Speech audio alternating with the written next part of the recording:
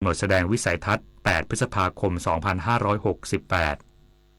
สำนักงานกองทุนน้ำมันเชื้อเพลิงหรือสกนช.กระทรวงพลังงานเปิดเผยความคืบหน้าการสรรหาผู้อำนวยการสำนักงานกองทุนน้ำมันเชื้อเพลิงคนใหม่ซึ่งเปิดรับสมัครระหว่างวันที่ 17 กุมภาพันธ์ ถึง 21 มีนาคม 2568 รวมระยะเวลาประมาณ 1 เดือนว่าล่าสุดคณะกรรมการสรรหาผู้อำนวยการสำนักงานกองทุนน้ำมันเชื้อเพลิงที่มีผู้อำนวยการสำนักงานนโยบายและแผนพลังงานหรือสนพ.เป็นประธานได้ลงนามวันที่ 23 เมษายน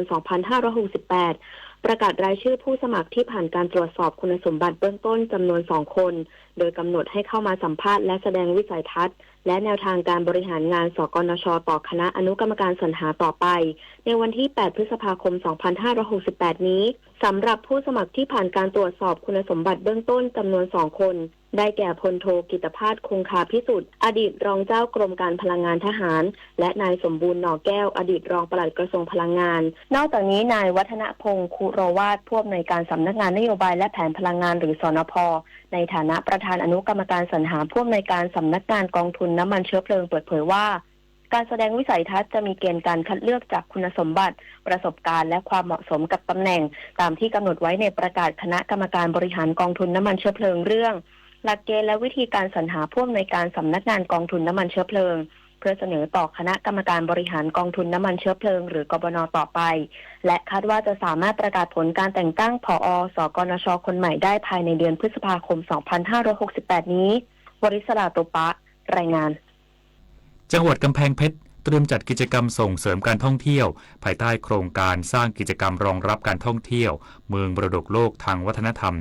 นายปริญญาถวันอันนบท่องเที่ยวและกีฬาจังหวัดกำแพงเพชรเตรียมจัดกิจกรรมส่งเสริมการท่องเที่ยวจังหวัดกำแพงเพชรด้วยแนวคิดร้อยเรื่องราวประวัติศาสตร์ปลุกชีวิตเมืองมรดกโลกผ่านกิจกรรมส่งเสริมการท่องเที่ยวเมืองมรดกโลกทางวัฒนธรรมภายใต้โครงการสร้างกิจกรรมรองรับการท่องเที่ยวโดยจะมีการจัดการแสดงแสงสีเสียงและสื่อผสมในชื่อชุดการแสดงกำแพงเพชรเพลิดเพลินเทิดศรัทธาพระบารมีสดุดีสมเด็จพระนเรศวรมหาราชเพื่อนำเรื่องราวความเป็นมาคุณค่าของเมืองกำแพงเพชรศิลปะวัฒนธรรมท้องถิ่นและที่สำคัญคือพระราชประวัติอันยิ่งใหญ่ของสมเด็จพระนเรศวรมหาราชที่มีความผูกพันกับจังหวัดกำแพงเพชรมาทำการแสดงในครั้งนี้โดยจะทำการจัดแสดงขึ้นในระหว่างวันที่ 25-26 เมษายน 2568 ตั้งแต่เวลา 18 นาฬิกาเป็นต้นไป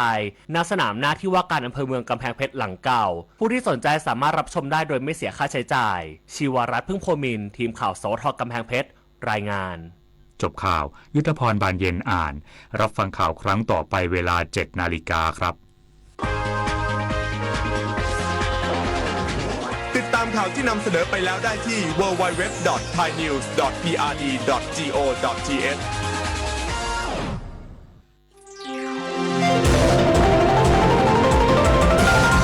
วิทยุแห่งประเทศไทยให้ความรู้กู้ความสุข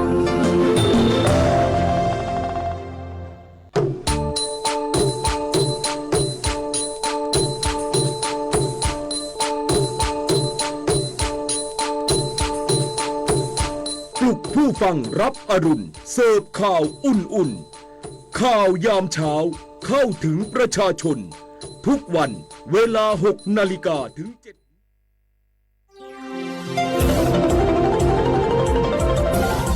วิทยุแห่งประเทศไทยให้ความรู้กู้ความสุข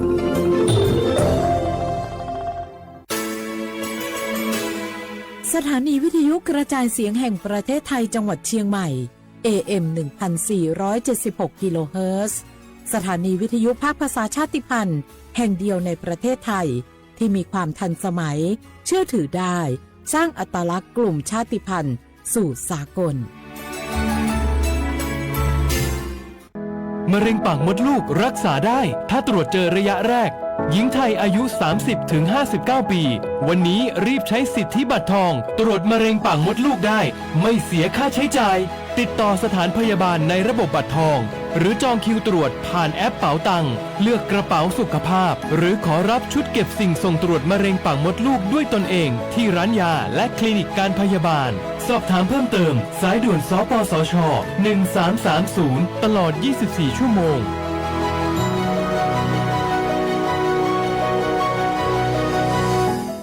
ใครๆก็รู้กัน ถุงยางอนามัยพกเอาไว้ช่วยได้ ช่วยป้องกันโรคอันตรายที่มากับเพศสัมพันธ์ ทั้งซิฟิลิสหนองใน เอดส์ไวรัสตับอักเสบบีหรือแม้แต่มะเร็งปากมดลูก ช่วยป้องกันถ้ายังไม่อยากมีลูกหรือท้องไม่พร้อมตอนนี้ แต่ที่ยังไม่รู้คือ ไม่ใช่สิทธิ์บัตรทองก็มีสิทธิ์ขอรับถุงยางอนามัยได้ รวมถึงยาคุมกำเนิดฟรี สิทธิประโยชน์สำหรับคนไทยทุกคน สอบถามเพิ่มเติมสายด่วนสปสช 1330 ตลอด 24 ชั่วโมง ไซเบอร์บูลลี่งหรือการ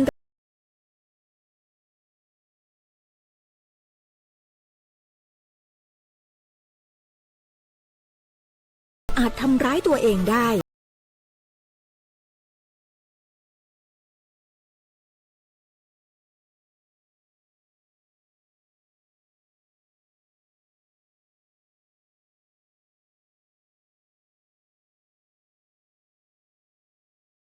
เผยแพร่ความลับผู้อื่นนำความลับหรือภาพลับผู้อื่นมาเปิดเผยผ่านออนไลน์หลอกลวง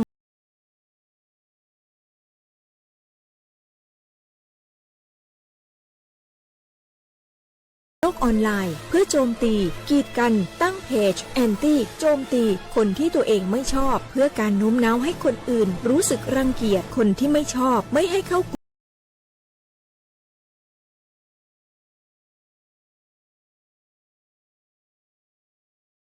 ล้อเล่นอาจสร้างผลกระทบที่ร้ายแรงกว่าที่คุณคิดด้วยความปรารถนาดีจากสำนักงานประชาสัมพันธ์ที่ 3 กรมประชาสัมพันธ์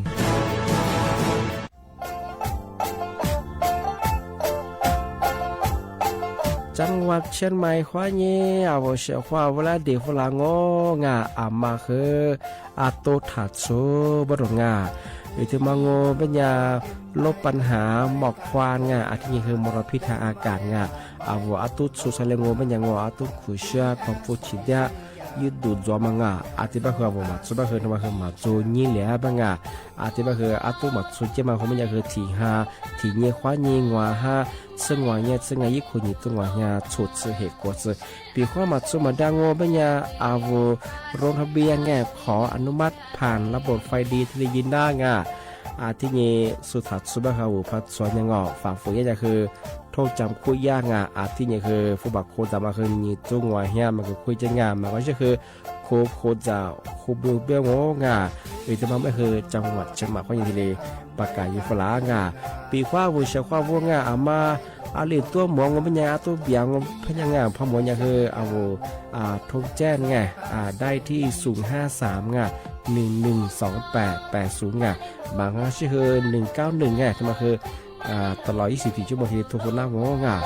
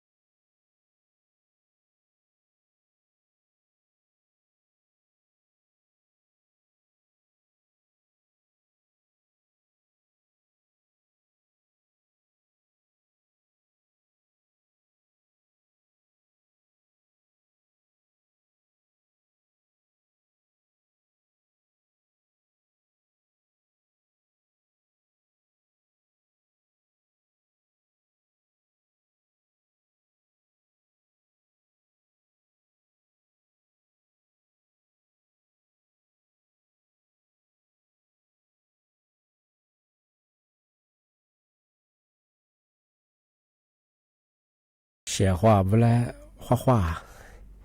你呢？触摸怀疑节目，我历史我录制的话不了。我历史我ประกาศงงมันยาทาจิ้นใหม่ไงสถานีวิทยุกระจายเสียงแห่งประเทศไทยจังหวัดเชียงใหม่วดาไงวิทยุดูจำมางมันยายี่ระบบยา AM ยี่ความถี่งมันยาที่ตัวลี่ยาสิจะโฉขึ้นกว่าดูจักที่นี่กว่าFacebook เหรอไลฟ์สดยังไงยี่ชื่อเพจของเฮอสวทเชียงใหม่ AM 1476กิโลเฮิรตซ์ดูจักที่มูลงมันยาหนีมูควาหนีสามโมที่นี่มาหนีขวาด้วยแน่แน่ที่ขวาที่มูลที่ขวานาที่นี่ควาหนีนายเนี่ยสดวงงานี่เมที่นี่งมันยาลิโซบางมันยาสาหานี่จะเสียนี่นี่มีที่นี่มาเหอนี่ลิโซยุคแบบเหนี่ตัวอยานี่จังหวะโคงะนี่มีที่นี่มาเหยาเหนาลีนี่ไทยบางมันยาลีหานี่จะลีที่นี่มางะนี่มีที่นี่มาเหวันพฤหัสบดีที่24ไงเดือนเมษายนพศก็คือ2568ที่เข้ามางไงชกงาวิชาว่าถ้าวิทยุความยินนาจะสู้งาที่นี่ถ้าFacebook ความยินตีสู้ก็คือข้อความไงชกงามาเลยตัวใหญ่นาจังก็คืองายิ่งชัดก็มาเสมาแบบจ่าก็คือโทฟลาแบบฟลาจังงาที่นี่ที่มาเทเชอร์งาผู้ว่าจังหวัดเชียงใหม่ประกาศเตือนฝรั่งเมื่อสายี่ข่าวธรรมจัวยี่ข่าวยุปองเทฟีบุนแบติดต่อมแบไงยี่ไลน์แบไอจิมแบทิยาคือทีเลยกดแชร์จากบริงานผู้ว่าแบมองยังเคยมาคือยี่ข่าวยุปองสุดสมังแบบสิงที่แบบคือมาคือถ่ายแชร์สุดๆแพ้ว่าเชื่อเขาว่าถ่ายนี่คือแบบสิงอาจจะสมัครสุบะเหอสมุนีเหอสุชิเลียงสุกับเบลามาเปิดไปถึงที่ยาก็แชร์จะมาเหอยาบุญแล้วมันจะเหอจิ้มหมายจิ้มหมายว่าปัจจุบันนี้เทกุลาแผ่นดินไหวเพราะว่าที่มือด้วยระบบว่าเหอยจิ้มหมายเหอฮีเหอสัสที่เลยบิวเป็นยังไงที่เลยยี่ข่าวถึงมาที่เลยลงได้ถึงอาจจะเหอสุมาสุบะเหอจิ้มหมายเหอที่เลยยากดไลค์กดแชร์ที่เลยยี่จ่าบริงอาจจะเหอผู้ว่าจังหวัดใช่ไหมเป็นอย่างเคยมาเหอีข่าวยุบปอไปถึงจิ้มมันยังเหอก็ละแผ่นดีไหวว่าวันยังเหอฮีเหอติดเสียมาบิวไปถึงที่ยังกว่ายี่สิบคู่ก็จะบัดจะว่ายี่รอจะมาเหยวิศวกรหลายอย่างที่กับกูนิวกับตัวเชื่อไปถึงอาจจะเป็นอย่างเหอว่าจะมานามาฮีบิวมาคือยังเหอมาโจบริของมาคือยี่ข่าวยุบปองอาจจะเป็นว่าชาวงานปีว่ามาพักจิตตัวมาพักมาคือจะสุดแพ้ว่าชาวทางนี้เกินจะเกิดว่าถ้าสุดชีเลยก็คือสุดกับเวลานี้มันเชื่อจัวไปสิชาวงานทำมาถึงมาที่เจนเตอร์เจ้าชาวดังที่นี่คือที่ถึงมาชาวงานก็ลาที่สงการหนังเหมือนฮันลีอย่างตัวสุดาห่อเป็นอย่างอะไรแบบจะสู้ๆมาเสื้อชาวงานที่ห้าความเยี่ยว่าห้าสื่อสารเนี่ยจังหวะเนี่ยจังผู้ว่าจังหวัดเชียงใหม่บ้านพี่งตัวคือมาเกิดช่วยชาวงานตัวมาเกิดช่วยชาวงานแต่เป็นอย่างแต่ก็ตัวเนี่ยคือเหมือนฮันลียาตัวสุดาห่อเป็นอย่างคือที่สุดๆมาเสื้อชาวงานแต่มาคือมาใส่ยาจังหวัดจะมาคือเนี่ยตัวยังมาเกิดช่วยที่ห้าความเยี่ยว่าห้าจังมาปัจจุบันคือมาใส่ยาเจ้าหน้าที่คือสุดที่เรียกว่าที่เรียกง่ายเชียงแบบคือมาคือตัวละช่วงตัวช่วงเนี่ยคือยี่หมอกควันตัวขุชกับผู้จิตได้เนี่ยคือมลพิษคือจวงอากาศเข้ามาข้างแบบคือ PA สองจุดห้าคือมันยาเชียงเรื่องมาใส่ยี่สิบนี้ก็แล้วแบบคือมือหาที่รีแบบคืออากาศคือที่ขันละเชียงแบบคือมาใส่คือเนี่ยอากาศคือแต่ขันละแบบคือตัวช่วงมาคือเนี่ยคือมาใส่โซจังหวัดที่มาคือมาเกิดช่วยชาวงานที่มาเกิดทำมาที่ปีมาเกิดที่สุดจินชาวชาวดังที่นี่ที่ถึงบ้านด้วยชาวงานมาขยาสำนักงานตำรวจ CIB ไงที่ย่าประกาศพลังมาคือไงชั่วโมง เอาชั่วโมงที่แปมังผู้สูงอายุคืออาติญาฝาละอาติญาจามโมบะเฉงอามาสามารถกลุ่มมิชาชีพแก๊งคอร์เซนเตอร์ไงงนยาเจ้าหน้าที่กระทรวงการคลังขวานีโทฟลาบะเฉงเอามาสาเอาชั่วโมงยารัฐบาลขวานีผู้บ่าทีลีจัวลาเป็นยังไงเอาไล่ข้อมูลเดียมาคือจัวเฉงยี่ข้อมูลเดียมาเรียกว่าชีกฟลานี่บากฟลาโนละหาเลยเฉมาคือไงที่เดียเฉงอีกที่มาคือจัวมาย่าสำนักงานตำรวจไซเบอร์คันทีเลยประกาศแจ้งเตือนฝรั่งอาทิตย์บ้างมันยาวชั่วโมงที่แปดมันงาผู้สูงอายุบ่เฮอปีกว่าย่ากลุ่มวิชาชีพโทฟลายังไงเอาละงอนอย่างเงี้ยรัฐบาลโชว์เป็นยังไงมุสัญญาเนี่ยนะสิทธิ์มาผู้บาทรัฐบาลเขาอย่างผู้บาทชั่วโมงผู้บาทที่ได้เกือบเป็นยังไงที่ได้แบบมันยังคือแบบละมาคือถัดอยู่สังงามาคือยานโยบายมันโจบริษัทงานมาคือยากลุ่มวิชาชีพงาเอาละโทฟลาชิงไงปีกว่าส่วนรัฐบาลเขาอย่างนั่นแหละชั่วโมงแล้วผู้บาทยี่จะไปคือเนี่ยโทรศัพท์โทรศัพท์มาที่เชื่อมาโจงทำไมคือพายุจะไปคือเลี้ยงคือคือกลุ่มวิชาชีพไงหลักสมมาคือที่ลีสารบัญชีไงที่ไปคือเอาเหตุความเจ็บสุดคือเบลางาปีกว่ามาเวลาโทรฟลานี่เอกสารธนาคารบัญชีฮิบบาทุกสิ่งเดียวไงผู้บาทโอ้จะมาคือถ่ายยิงที่มาคือที่มาที่แจ้งเตยช่างหัวสมหมดแล้วคือ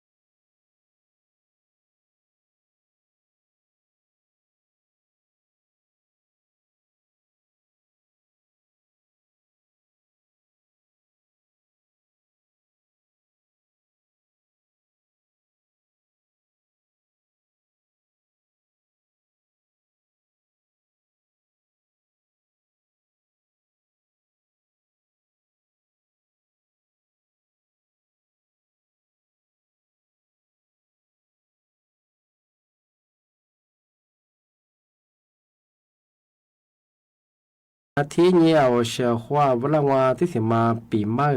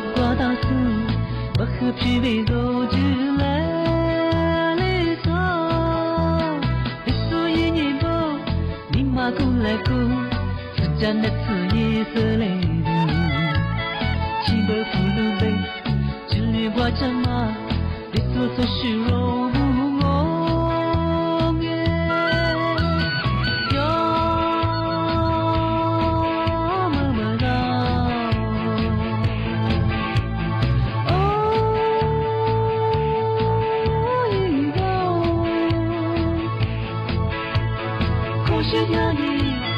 走路路嘞，起不起你，不路。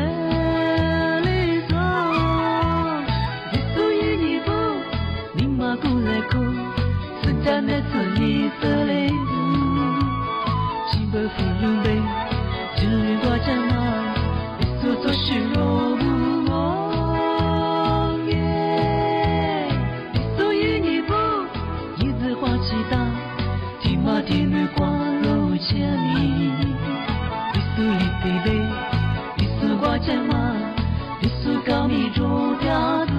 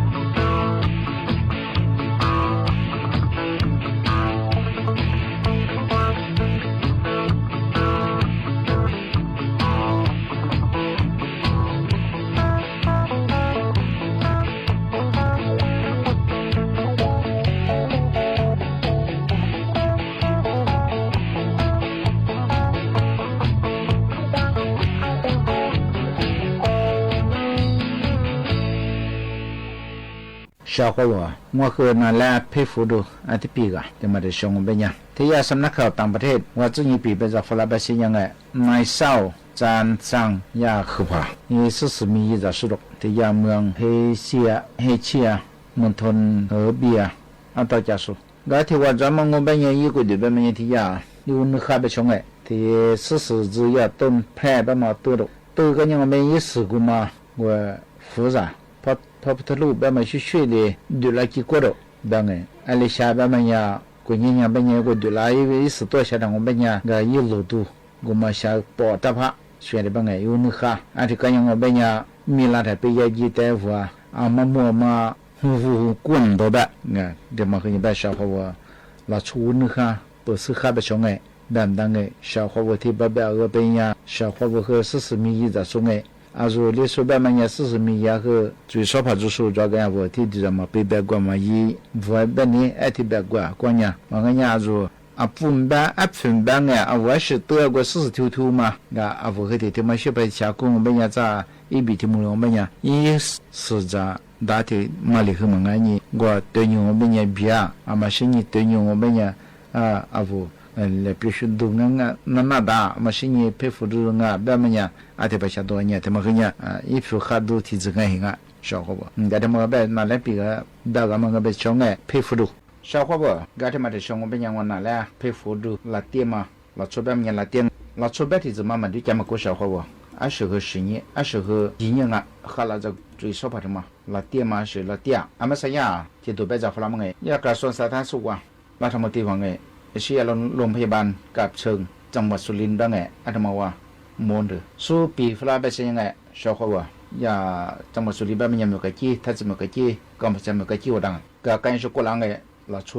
นั่นแหละชาเขาเรียกมาไงนี่จะสักส่วนสุดบ้างไงอาศัยโรงพยาบาลอยู่มาไงที่เราจะมาขึ้นแบบเพฟลาสุราที่บ้านมันยังช่างแบบมันไงชาวเขาว่าที่การวิยาเนสที่จะจอมายาสมุนไพรสกินเนสอาตมาว่าเป็นยังวิยาปราบชมพูทวีปยาเลือดงามอธิบดังยาสตรีหลังคลอดยาบำรุงน้ำนมจำเมืองมันเป็นยากูดูมีจะเนื้อซื้ออามาชิญญาจุ่มบ้าอันนี้ตัวจะได้ฟรีงะไอ้สิ่งที่ชื่อนักสถิติจอมมันเป็นยาโลดทนงแดงอธิบดีสถิติจอมอันนี้มันเป็นยาบุยาลูฟูดูแลไก่ดารุลูฟูแบบมันยาที่งูชอบเขาว่าขึ้นยังดูยาจังหวัดสุรินทร์มันเป็นยาอันนี้ว่าจุนี้อยู่ว่าเขาอย่างแบบนักสื่อยาโลดทนงแดงบ้ามาแต่ละนี้หวงฟูพักกูงเป็นยังส่วนเนสอาทิตย์ที่มาแต่ละนี้ก็รู้อยากจะมาเห็นแบบที่เบบมังเป็นยังอยากจะสุขสมเป็นยังหน้าดำคือแบบไงสิ่งนี้ยังนั่งเช่นตู้เตี้ยตู้เย็นอาจจะมาคือ จองไอ้ชิ้นเนี่ยเข้าเย็นเหนืออาจจะมาเคยมั่วมาเคยแบบละถิ่มเมเชอถิ่เหถิ่หัวมายี่จ้าดส่วนยังไงเปียเป็นเช่นเราอยากมีกระเจี๊ยถ้าจะมีกระเจี๊ยมากัมพูชามีกระเจี๊ยว่าคือจั่วคือยอง所以吧个，那实体字嘛，我们家说配方嘛，我们家别点点个，印度主要是怕豆啊，怕苦，我们家改良啊，个好嘞，个和我听看我们家五盘人家专门做嘛送个，个疫苗我们家呀，罗他弄单，阿里边个。ya hu ya yuti kama su net sa thi zuma tala nye go fu ku wen ba nge be de dia to ga khna su la nge tala ka ga amya wa sha khalu ba nge ga de mo be nya phe fu wa the zu mo he nya ba la tia zo be nya net sa de mo be nya ga mo la ti wa ba mga de mo nya ali nga he nya ba za ze go su chu mo su de ne me do mi ti le nge su yu fa la pho mo ma zu the ma si the ni ga nye su me sa ni bi ma ba ma ga the ni su la pha ga su ji tai yi shin yo me nya ti wa nga a ti kha nga ba nge nga te ma ge ba sha kho ba phe fo la tie za go te shu nga na la pi ba ga ma ngo khe de ma de sha me nya sha kho wa la mo go de hwa ga na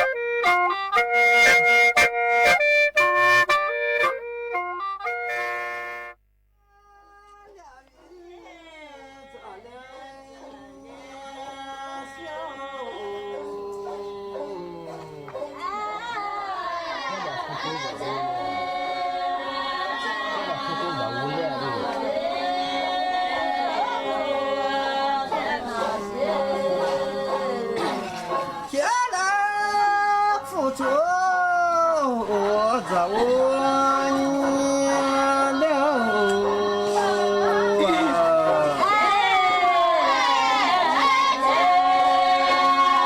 这条命我做嘛。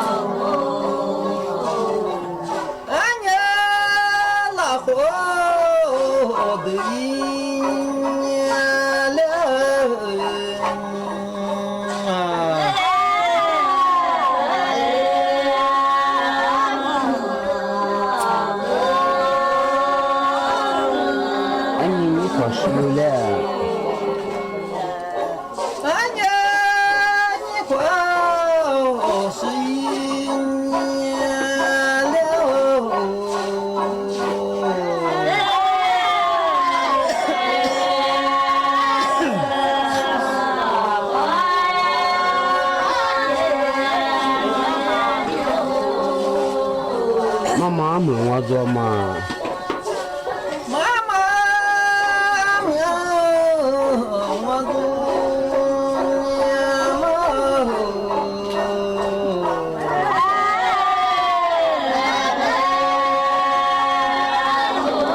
你这是什么词哦？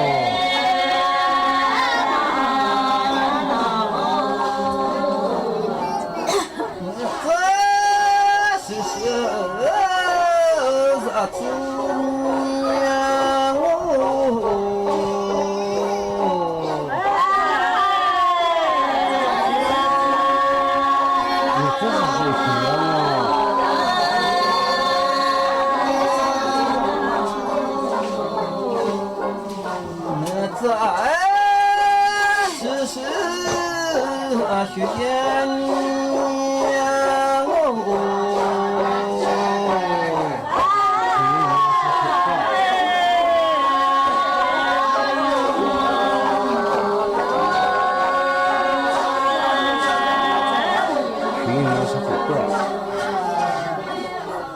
言满我撒脱不爱啊。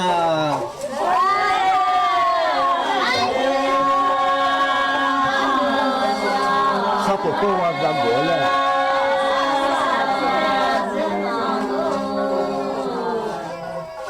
土不我这国了。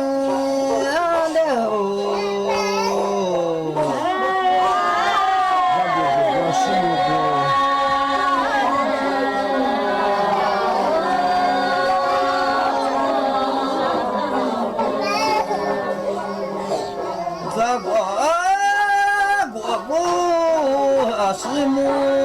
娘姑，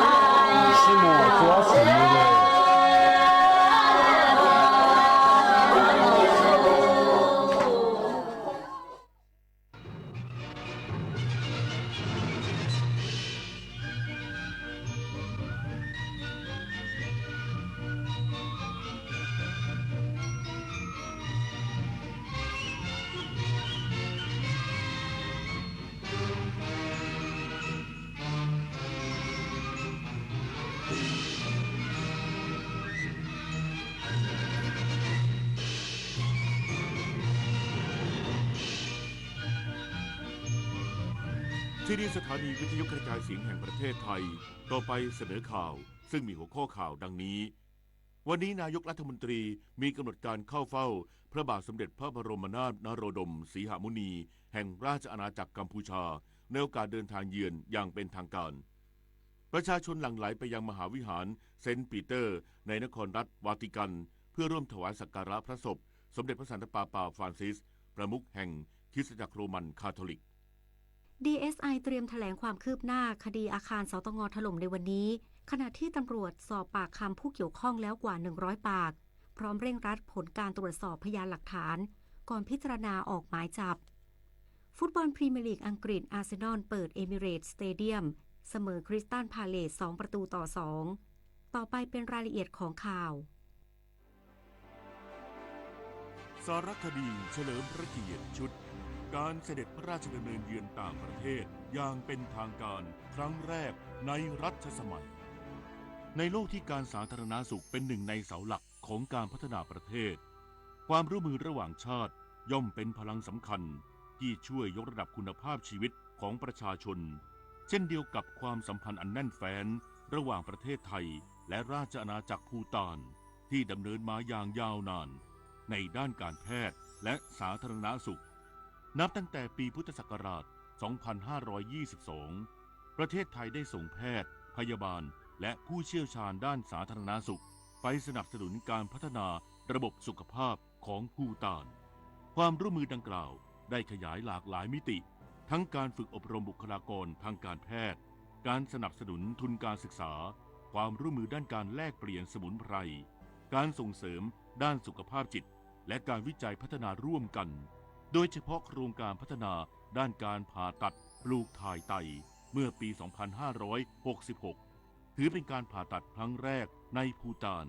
และโครงการพัฒนาบริการทางการแพทย์เพื่อการรักษาหูจมูกและคอโดยไทยสนับสนุนอุปกรณ์ทางการแพทย์และร่วมกันสร้างขีดความสามารถให้แก่บุคลากรทางการแพทย์ภูฏานได้รับแรงบันดาลใจจากระบบหลักประกันสุขภาพทั่วหน้าของไทยนำไปสู่การผลักดันนโยบายสุขภาพที่ครอบคลุมประชาชนทุกกลุ่มถึงแม้ว่าไทยและภูฏานจะอยู่ห่างกันด้วยระยะทางแต่หัวใจแห่งความมุ่งมั่นกลับอยู่ใกล้กันเป็นหนึ่งเดียวร่วมสร้างสังคมที่ประชาชนมีสุขภาพดีควบคู่กับมีความสุขอย่างยั่งยืนพระบาทสมเด็จพระเจ้าอยู่หัวทรงพระกรุณาโปรดเกล้าโปรดกระหม่อม ให้ส่งข้อความพระราชสารแสดงความเสียพระราชหฤทัยไปยังประธานคณะคาร์ดินัลทั่วโลกในการที่สมเด็จพระสันตะปาปาฟรานซิสสิ้นพระชนม์เมื่อวันที่ 21 เมษายน 2568 ความว่าข้าพเจ้าและพระราชินีรู้สึกเศร้าสลดใจอย่างยิ่งต่อการสิ้นพระชนม์ของสมเด็จพระสันตะปาปาฟรานซิสผู้ซึ่งทรงเป็นที่ชื่นชมยกย่องของโลกและทรงเป็นผู้ซึ่งประชาชนชาวไทยได้เคารพรักยิ่งโดยเห็นเป็นที่ประจักษ์ว่าพระองค์ทรงเป็นศูนย์รวมแห่งคุณธรรมอันเปี่ยมด้วยศรัทธาความหวังความใฝ่สันติและความเมตตาต่อมวลมนุษย์ในทุกพระสมณสารที่สมเด็จพระสันตะปาปาฟรานซิสทรงมีมานั้นเรามั่นใจว่าจะมีประเทศไทยและประชาชนชาวไทยอยู่ในคำภาวนาของพระองค์เสมอในการเสด็จเยือนประเทศไทยครั้งสำคัญเมื่อปี 2562 นั้นความถ่อมตนและความเมตตาอาทรต่อเพื่อนมนุษย์ของพระองค์ได้จุดประกายความรักความหวังความกล้าหาญและความเมตตาในดวงจิตของทุกคนทุกหมู่เหล่าไม่ว่าจะเป็นผู้ศรัทธาร่วมหมื่นที่เข้าร่วมในพิธีมิสากลางแจ้งผู้ยากไร้ผู้ป่วยที่เสด็จเยี่ยมที่โรงพยาบาลหรือบรรดาผู้นำจากกลุ่มศาสนาต่างๆที่เข้าร่วมการประชุมเพื่อสร้างความเข้าใจอันดีและแลกเปลี่ยนความคิดเห็นร่วมกันในการเฝ้ารับเสด็จสมเด็จพระสันตะปาปาฟรานซิสเป็นการสูญพระองค์ในครั้งนั้นข้าพเจ้าและพระราชินีก็รู้สึกซาบซึ้งเป็นอย่างยิ่งในพระจริยวัตรพระปรีชาสามารถและความเป็นผู้นำทางจริยธรรมอันสูงส่งของพระองค์ข้าพเจ้าและพระราชินีในนามของประชาชนชาวไทยขอร่วมกับประชาชนทั่วโลกในการแสดงความอาลัยและความเสียใจอย่างสุดซึ้งต่อการสูญเสียของมนุษยชาติครั้งใหญ่นี้พระปรมาภิไธย